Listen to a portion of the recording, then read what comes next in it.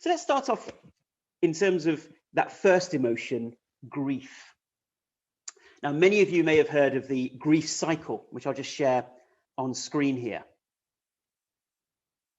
And many people don't think of necessarily healing from chronic illness being something to do with grief. Yeah. I'm going to show you this slide here in terms of the grief cycle. So imagine when we first got the illness, we were normal functioning on the left-hand side. And when we suddenly got, let's say, ME or chronic fatigue syndrome or fibromyalgia or post-COVID long haul, there's this shock and denial. Oh my God, I can't believe I've got this. This doesn't make sense. And then there's anger, there's frustration, irritation. Whose fault is this? Why can't my doctor heal me? Why can't the support groups actually say something positive? Why is my doctor not believing me? Right? We have all of those types of emotions. And anger and frustration and irritation only keeps us locked in the past with the condition. And I know so many people who are involved in support groups who'd rather be right than well. You know, they are so working on the advocacy and making sure that the medical profession understands that this is a real condition, which it is, but they get so angry and frustrated that once again, it keeps us locked in illness. And there comes a point, and remember, these aren't sequential cycles. We can jump back and forth, or we get into a state of depression and detachment. This also can compromise our immunity and our immune system, where we feel depressed, detached. Oh, I wish this would just go away. I'm fed up. And it's not a surrender to the condition, it's a dejection about the condition. And we'll talk about the difference between dejection and surrender. The next stage is dialogue and bargaining, where we begin to try and make sense of what's going on, begin to reach out, begin to understand the deeper meaning behind what's going on. And finally, we move to acceptance of our condition. And then we move on to that next stage, which is what I'm going to talk about, which is surrender. And within that, there's empowerment, there's self-esteem increasing, and we get a sense of this happened for a reason. And we get back to a meaningful life where something shifted. So I'd love for you to now reflect, where are you right now in this cycle with your condition? What might be compromising your ability to heal? Are you feeling really depressed and dejected by what you're experiencing? So you're at the bottom of the cycle there with that depression, detachment. Do you feel just numb with what's going on, with the amount of anxiety you've had to experience? Or are you still in the anger phase, anger at those who didn't support you, or anger at your doctor? Yeah. And one way that we can overcome this grief cycle is to understand the deeper meaning behind these illnesses. Yeah. Some of the grief can be a grief of the loss of normal functioning, the loss of normal life, the loss of our job, our career, our friends, our family. But if we stay stuck in that, we then can also go into that victim mentality. Look what I've lost. Look how terrible my life is. And sometimes we can compare ourselves to others. Look at all my peers. Look what they're achieving in life, where I'm stuck in this illness. Let's recognize that.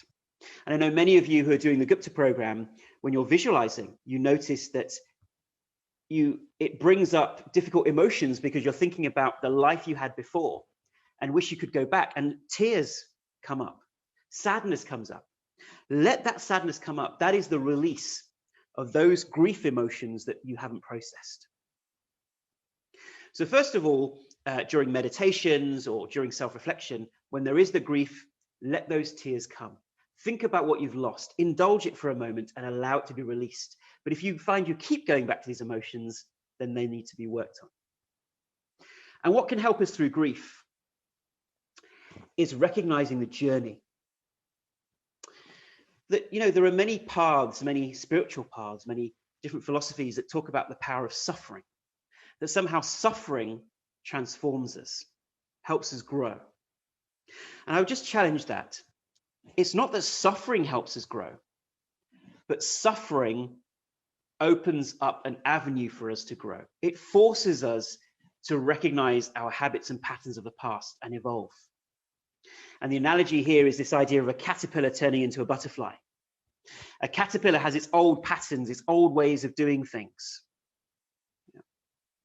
It may be patterns about life, childhood patterns that come from our parenting and our upbringing. And then suddenly an illness comes along. And if we're in that resistance phase, we think, oh, I hate this illness. The illness is like going into a cocoon. I wish it would go away. But if that caterpillar goes into the cocoon and starts resisting the cocoon, then it just causes more pain and it delays the transformation into the butterfly. Caterpillar says, why did I come into this cocoon? Not realizing that that was its destiny. That was its cosmic destiny, to make that transformation, to become a more glorious version of itself, to expand and evolve to higher and higher levels of evolution.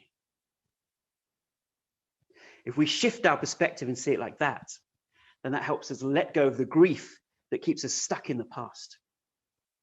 So we're in that cocoon. And if we recognize that this is happening for a reason, this illness is a spiritual accelerator, then we no longer battle with what we're experiencing. And it helps us move towards acceptance of this condition. So that's the first secret. Transform yourself from grieving about what you've lost in life and the impact this illness has made on your life to recognizing it's for your growth, which helps you move towards acceptance and surrender. And then you gradually strengthen your wings, coming out of your condition, learning how to do that, learning about yourself, learning about self-care, self-love, self-acceptance. Those are the strengtheners of your wings, that as you struggle out of the cocoon, the wings get stronger and stronger and stronger so that you can fly. Imagine each moment that you experience your illness, rather than having that resistance to what you're experiencing, you are to recognize the deeper meaning of your life. So this is a beautiful opportunity to recognize this. And suffering can awaken and evolve us. And, you know, in Christianity and Christian traditions, they talk about the way of the cross, Jesus's path that he took, the path of suffering, which he accepted and loved the people, saying they not know what they do. In the East, there's always analogies related to food. So they talk about rice, that when you get rice, it's all hard and brittle. But when you cook it, when you expose it to strong heat and pressure, it becomes soft and fragrant. And so in that way, the challenges that we come up with in life that are bestowed upon us are there for our growth and expansion. That's our first emotion, grief, that we now understand the deeper meaning to transform us to acceptance.